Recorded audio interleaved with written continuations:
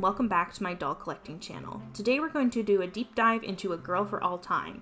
After seeing the popularity of my deep dive into the history of Maple Leaf girls, I thought I would do another video on one of my favorite doll brands, A Girl for All Time.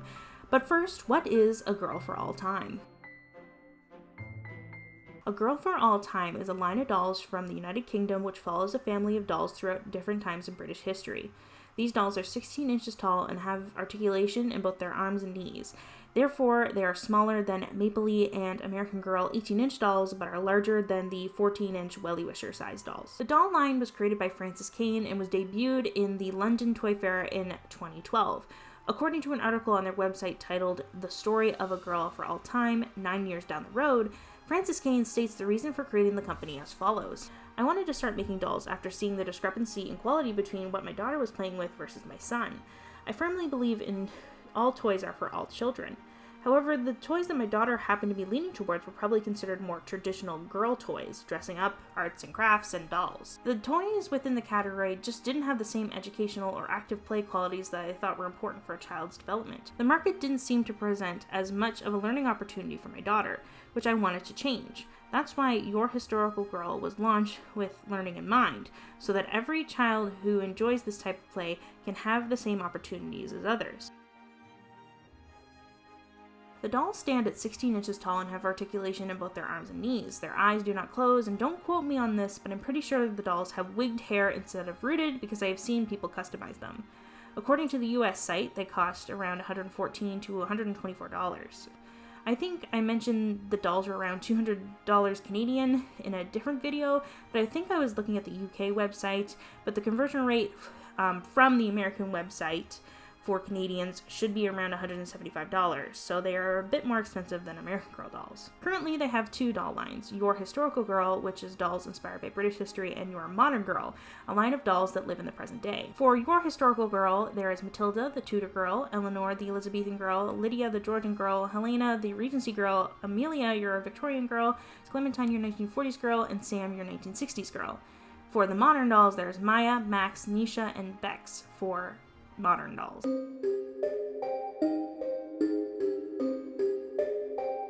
In 2012, Frances Kane appeared on Dragon's Den UK. For those of you who are unfamiliar with the show, you might have heard of the American version of the show called Shark Tank, or the Canadian version of Dragon's Den, or perhaps the very first version of the show which aired in Japan called Tigers of Money. In these shows, an entrepreneur pitches their business to a team of experienced, multi-millionaire business owners who either decide to invest in the company or not, and in some cases, buy the businesses off the new entrepreneurs. Personally, I watched the Canadian version of the show and was obsessed with it all throughout high school. It even inspired me to study business in university before switching to anthropology. But I've learned a lot from the show, and it has really helped me grow this YouTube channel. That being said, just because these millionaires are very knowledgeable about a few things doesn't mean they're experts in everything.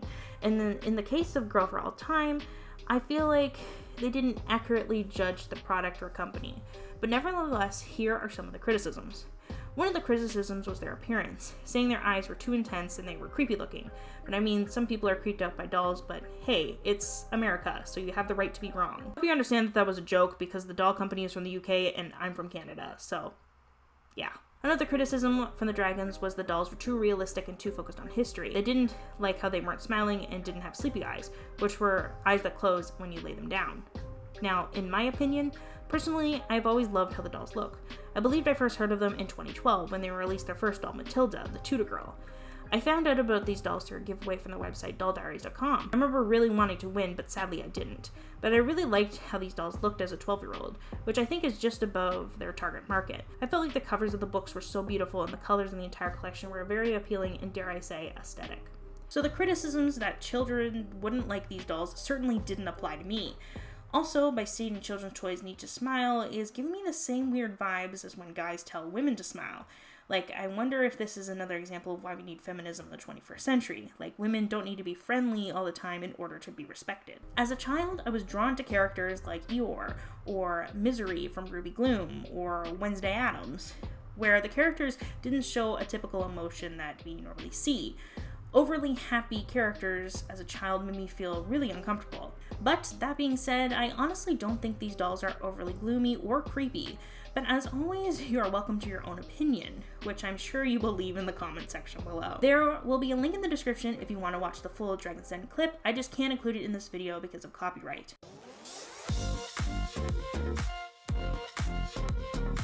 Despite the criticisms, these dolls received many awards for being around for such a relatively short time. According to Wikipedia, the doll line received the following awards: Doll Magazine, Winner Play Doll of 2014 and 2015, Primary Teacher, Silver Award 2014, Oppenheim, I hope I'm pronouncing that right, Toy Portfolio Platinum for 2012, 2013, 2014, and 2015. Doll Magazine Award of Excellence for 2013, the Toy Talks Best Doll of 2011, 2012, and 2013, Creative Child Preferred Choice Gold Seal 2012, the School Run 100 Best Educational Toys 2011, Creative Choice Magazine US Preferred Choice Doll Seal of Excellence Books 2011. So even though the Dragons on Dragon's Den didn't like these dolls, critics do like them. How the dolls are made. According to their website, in an article titled Doll Making: How Our Dolls Get From Your Basket to Your Front Door, they posted this graphic which illustrates how the dolls are made. The very first step in creating a girl for all time doll is, quote, "We start by talking with our illustrator about the doll's character. Our design goes to the sculpt house in the Far East. Our founder, Francis, travels to China to personally sign up on the doll sculpt and make final tweaks. We design the gorgeous costumes and start sourcing fabrics. Francis personally does final checks on prototype dolls and costumes. We finally start pre-sales and get a deposit in the factory. Usually it's about 6 months until the items are ready to ship, but before then we have to test, and test again to make sure our products are safety certified. Our dolls ship to US or UK warehouses." And then one of the facts, did you know it's important that our dolls are the safest they can possibly be for little fingers? We test everything from flammability to tension to lead paint, and even drop test our packaging. And then finally it ends up in the customer's hands. So that's a little behind the scenes of how Girl for All Time dolls are developed and created.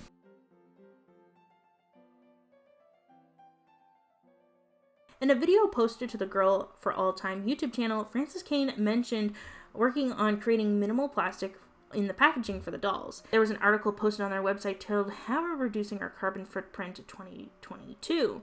They discussed 3 ways the company was attempting to reduce its carbon footprint. The first being a pre-sale, so they can make exactly the amount of dolls they need. The next step is as soon as they arrive at their UK and US warehouses, they are shipped out immediately, saving energy that is needed to keep the warehouse running. Finally, the dolls are packed in with minimal materials. However, the boxes are still pretty cute though.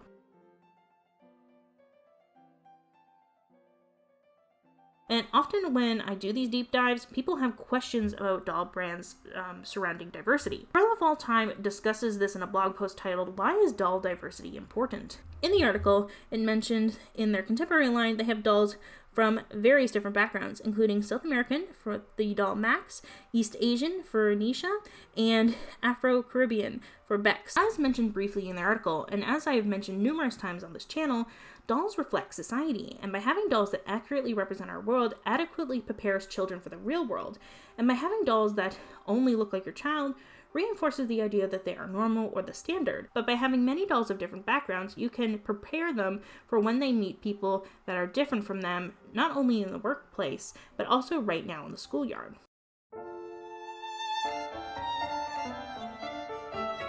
So what do you think about a Girl for All Time? Have you heard of a Girl for All Time before this video? What do you think about them? Are they creepy like what the Dragon's Den investors think? Or do you think they are cute, endearing dolls like I do?